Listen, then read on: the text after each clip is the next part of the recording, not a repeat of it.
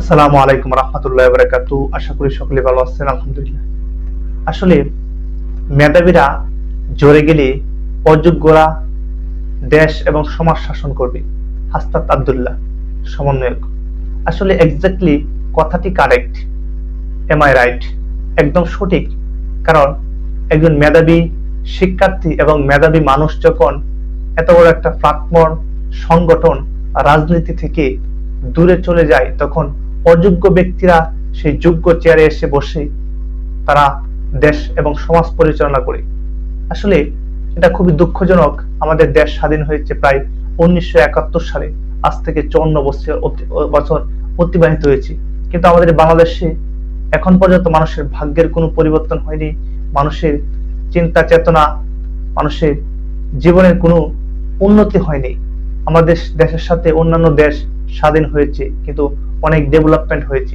প্রতিনিয়ত যারা এদেশে ক্ষমতা এসেছে এবং ক্ষমতার চেয়ারে বসেছে, তারা আসলে তেমন যোগ্য না, আদর্শ নৈতিকতা সম্পূর্ণ ব্যক্তি না। আসলে এমন একটা পর্যায়ে নিয়ে গিয়েছে রাজনীতিকে, মেধাবীরা রাজনীতি থেকে যাতে দূরে সরে চলে যায়। আসলে রাজনীতির উদ্দেশ্য ছিল তো এটা না, খুন খারাপি, হত্যা, অন্যায়, রাহাজানি, চুরি ডাকাতি, দেশের অর্থ সম্পদ লুটপাট করে বাহিরে পাচার করা। এটা তো রাজনীতি না। রাজনীতির উদ্দেশ্য হচ্ছে জনগণের কল্যাণে নিজেকে নিয়োজিত করা। আপনি একজন যোগ্য নাগরিক, আপনি একজন আদর্শ নৈতিক সম্পন্ন ব্যক্তি, আপনিই তো রাজনীতি করবেন, আপনিই তো সেই চেয়ারে বসবেন, যে চেয়ারে বসে আপনি ন্যায় নীতি আদর্শ নৈতিকতা সম্পূর্ণভাবে দেশ পরিচালনা করবেন। তাহলে আপনার দ্বারা কোনো অন্যায় হবে না, এবং কি কোনো খারাপ কাজ হবে না। আসলে হাসনাত আব্দুল্লাহ যে কথাটা বলছে এক্স্যাক্টলি সঠিক। জুলাই গণ অভ্যুত্থানের পর থেকে আমাদের দেশে মানুষের মাইন্ড সেট আপ, মস্তিষ্ক পরিবর্তন হয়েছে। আমাদের তরুণরা যারা শিক্ষিত আছে, তারা এদেশকে শাসন করবে এবং এদেশ পরিচালনা করবে।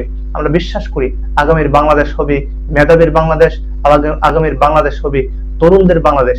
তরুণদের হাত ধরেই মানুষের অধিকার, ভবিষ্যৎ নিশ্চিত হবে। সে প্রত্যাশা আছে বাঙালি মানুষ। দেখা যাক কি হয় আগামীর বাংলাদেশ, সে প্রত্যাশায় আছি আমরা।